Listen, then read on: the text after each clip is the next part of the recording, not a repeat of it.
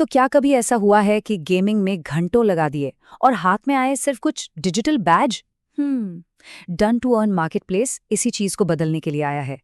आइए एक ऐसी दुनिया में चलते हैं जहां हर अचीवमेंट, हर जीत की एक असली, एक ठोस कीमत होती है। ये जो टैगलाइन है ना, असल में यही इस पूरे आइडिया का सार है। मतलब ये सिर्फ चीजें खरीदने और बेचने तक सीमित नहीं है। नहीं, ये तो एक पूरी की पूरी इकोनॉमी बनाने जैसा है, जो प्लेयर्स के द्वारा प्लेयर्स के लिए ही चलती है। एक ऐसी जगह जहां क्रिएटिविटी और स्ट्रैटेजी का सच में कोई मोल होता है। अच्छा, बस एक पल के लिए सोचिए, वो एक रेयर कार्ड जिसे पाने में हफ्ते लग गए थे, या वो जबरदस्त हथियार जो एक मुश्किल बॉस को हराकर मिला था। क्या हो अगर वो सिर्फ स्क्रीन पर दिखने वाले पिक्सेल्स से कहीं ज्यादा हों? डन टू अर्न उन्हें असली कीमती एसेट्स बना देता है। तो सवाल ये है कि ये खुली अर्थव्यवस्था या ओपन इकोनॉमी आखिर दिखती कैसी है?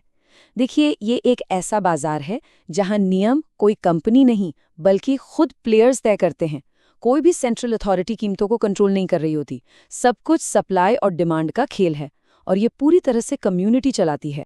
देखिए, हर बढ़िया खिलाड़ी को ये बात पता होती है कि सही टूल ही जीत और हार के बीच का फर्क तय करता है। तो यहाँ मार्केट प्लेस में घूमना असल में अपनी अगली बड़ी चाल की प्लानिंग करने जैसा है। ये सिर्फ कार्ड खरीदना नहीं है, ये तो जीत का सामान जुटाना है। यहाँ पर ना अंदाजे का कोई काम ही नहीं है। एक भी पैसा खर्च करने से पहले सारी की सारी जानकारी सामने होती है।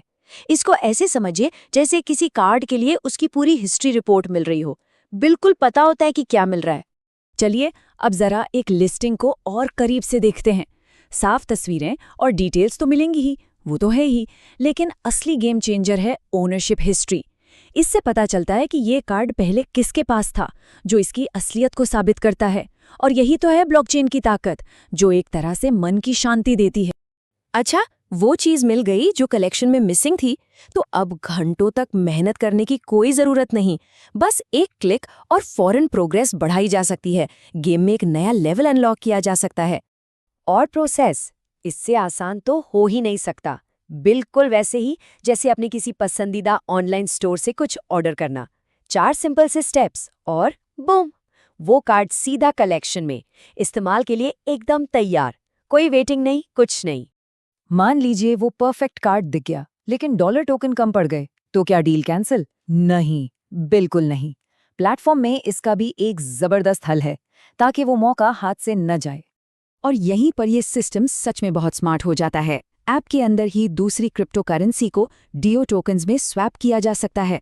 अलग अलग एक्सचेंजों पर जाने का कोई झंझट ही नहीं, सब कुछ एक ही जगह पर, जिससे पूरा प्रोसेस मतलब कमाल का आसान बन जाता है। और जैसा कि पहले भी बात हुई, सब कुछ बिल्कुल ट्रांसपेरेंट है। वॉलेट हिस्ट्री एक तरह से बैंक स्टेटमेंट जैसी है, जो हर ट्रांजैक्शन को साफ साफ दिखाती है।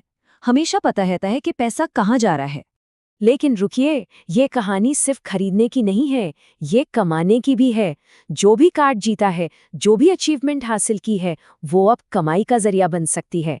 ये वो जगह है जहां स्किल्स का असली फल मिलता है। और बेचना भी उतना ही आसान है जितना खरीदना। बस कुछ क्लिक्स और कार्ड मार्केट में लिस्ट हो जाता है। अपनी कीमत खुद तय करें और डिजिटल एसेट्स को असली कमाई में बदले। हाँ बिल्कुल, प्लेटफॉर्म को चलाने के लिए एक छोटी सी सर्विस फीस तो लगती है, पर यहाँ एक इंटरेस्टिंग बात है। जैसे जैसे मेंबरशिप लेवल बढ़ता है, मतलब प्लेटफॉर्म पर लॉयल्टी बढ़ती है, वैसे वैसे ये फीस कम होती जाती है। ये बस हर ट्रांजैक्शन को स्मूथ और सेफ रखने की एक छोटी सी कीमत है। अब सवाल आता है कि ये सब असली है, ये कैसे पता चलेगा? तो देखिए, ये सब कुछ ट्रू डिजिटल ओनरशिप के एक आइडिया पर बना है। इसका मतलब ये है कि जब कोई कार्ड खरीदा जाता है, तो वो सच में उसका मालिक बन जाता है, सिर्फ उसे रेंट पर नहीं लेता। और ये सब मुमकिन हुआ है एक टेक्नोलॉजी से जिसका नाम है ब्लॉकचेन। तो जब भी कोई कार्ड एक हाथ से दूसरे हाथ में जाता है, तो उसे ऑन चेन रिकॉर्ड कर लिया जाता है। इसे एक पब्लिक डिजिटल बही खाता समझिए, जिसे कोई बदल नहीं सकता, कोई हैक नहीं कर सकता। ये ओनरशिप का एक पक्का परमानेंट सबूत है। और सोलाना जैसी ब्लॉकचेन टेक्नोलॉजी इस्तेमाल करने का सीधा सा मतलब है कि ओनरशिप पर कोई सवाल ही नहीं उठा सकता।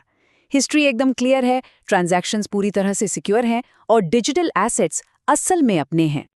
असल में हर कार्ड एक एनएफटी है, यानी कि नॉन फंजिबल टोकन। अब इसका सीधा सा मतलब है कि वो अपनी तरह का अकेला है, यूनिक है, जैसे पिकासो की कोई पेंटिंग हो जिसकी कोई दूसरी कॉपी ना हो, और यही चीज इसे रेयर, कलेक्टेबल और कीमती बनाती है। तो चलिए सब कुछ एक साथ जोड़कर देखते हैं। अपनी स्ट्रैटेजी को बूस्ट करने के लिए कार्ड्स खरीदे जा सकते हैं, अपनी स्किल्स को कैश करने के लिए कार्ड्स बेचे जा सकते हैं, टोकन आसानी से बदले जा सकते हैं, और ये सब कुछ एक ऐसे सिस्टम पर टिका है जो पूरी तरह से ट्रांसपेरेंट और सिक्योर है।